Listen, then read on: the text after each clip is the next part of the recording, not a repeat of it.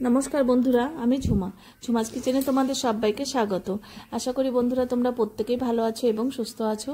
আজকে আমি তোমাদের সাথে রেসিপি শেয়ার করব স্পঞ্জি কেক। দেখো, ভীষণ নরম স্পঞ্জি একটা কেক তৈরি করেছি, সেটাই তোমাদের সাথে শেয়ার করব। এবার একবারে আমি সরাসরি এই মিক্সচার গ্রাইন্ডারে নিয়ে নেব।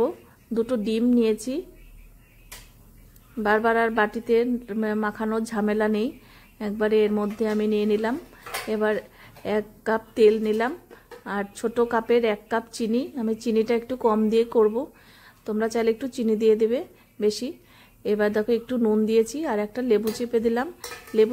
লেবুর রসটা দিলে দেখবে ডিমের কিন্তু এক্সট্রা গন্ধটা করে না। এবার এটা গ্রাইন্ড করে নেব। দেখো, এই মিক্সচার গ্রাইন্ডারে নিলে পরে করলে কিন্তু তোমার বিটারও লাগে না, খুবই সুন্দর হয় স্পঞ্জি কেকটা হতে। এবার দেখো, এই চালনির মধ্যে আমি নিয়ে নিলাম 1 কাপ ময়দা। এবার বেকিং সোডা দিলাম 1 চামচ আর বেকিং পাউডার 1 চামচ। এবার গুঁড়ো দুধ দিয়ে দিলাম 3 চামচ। গুঁড়ো দুধ দিলে দেখবে খুব টেস্ট হয় কেকের। এবার কর্নফ্লাওয়ার দিলাম 2-3 চামচের মতন আছে এখানে। সব উপকরণ খুব ভালো করে চেলে নিলাম। চেলে নিলে দেখবে যা নোংরা টোংরা থাকে সব বেরিয়ে যায়। এবার খুব ভালো করে কেকের ব্যাটারটা মিশিয়ে নেব।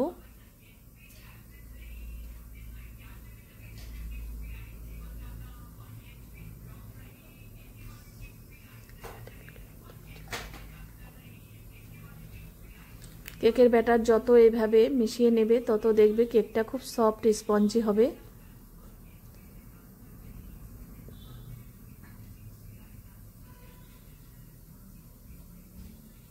দেখো, ঘুরিয়ে ঘুরিয়ে আমি একদম ব্যাটারটাকে ভালো সুন্দর করে স্মুথ করে নিয়েছি। দেখো, এরকম ঘনত্বে রাখতে হবে। এবার অল্প ভ্যানিলা এসেন্স দিয়ে দিলাম। ডিমের কোনো এক্সট্রা গন্ধ থাকবে না। দেখো, আবারও ভালো করে মিশিয়ে নিলাম।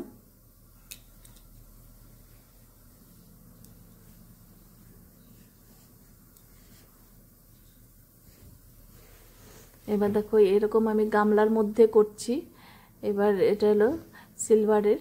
এবার দেখো, ভেতরে একটু সাদা তেল ব্রাশ করে দিলাম। তারপর একটা বাটার পেপার গোল করে কেটে নিয়েছি। এবার খুব ভালো করে তেলটা লাগিয়ে নিলে দেখবে খুব সহজে কিন্তু কেকটা উঠে আসবে। এবার ব্যাটারটা ঢেলে দেব। কেকের ব্যাটার এই বাটি কিংবা মোল্ড যেটাই নেবে হাফ নেবে, আর হাফটা কিন্তু ফুলে বেশি হয়ে যাবে, সেই জন্য পুরো ভরে দেওয়া যাবে না।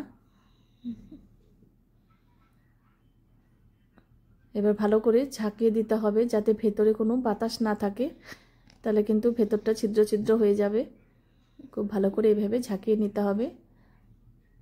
তোমাদের যদি এই স্পঞ্জি কেকের রেসিপি ভালো লাগে তাহলে অবশ্যই একবার হলেও করো, ভীষণ সুন্দর হবে খেতে দেখবে। আর তোমরা যদি ইউটিউব থেকে দেখো তাহলে আমার এই চ্যানেলটিকে অবশ্যই সাবস্ক্রাইব করে রেখো, আর ফেসবুক থেকে দেখলে পেজটাকে ফলো করো, তাহলে আমি যখনই যা নিত্য নতুন ভিডিও ছাড়বো তোমাদের কাছে সঙ্গে সঙ্গে পৌঁছে যাবে।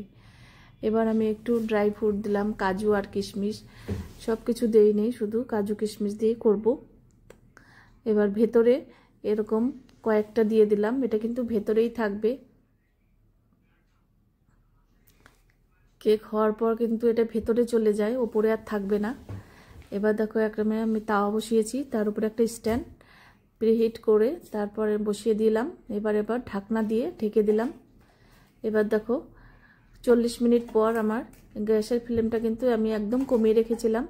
40 মিনিট পর ঢাকনা খুলে দেখো একটা মিস্টিক দিয়ে আমি দেখে নিলাম।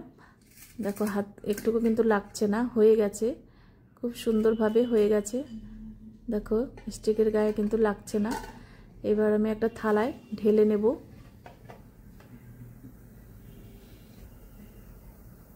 দেখো কত সুন্দরভাবে বেরিয়ে এসছে কেকটা। এবার বাটার পেপারটাকে খুলে নেব।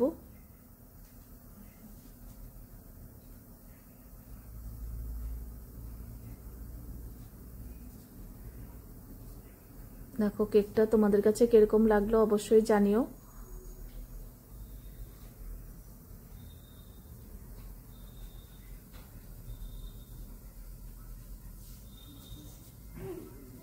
এবার তোমাদেরকে একটু কেটে দেখিয়ে দিচ্ছি কতটা স্পঞ্জি হয়েছে।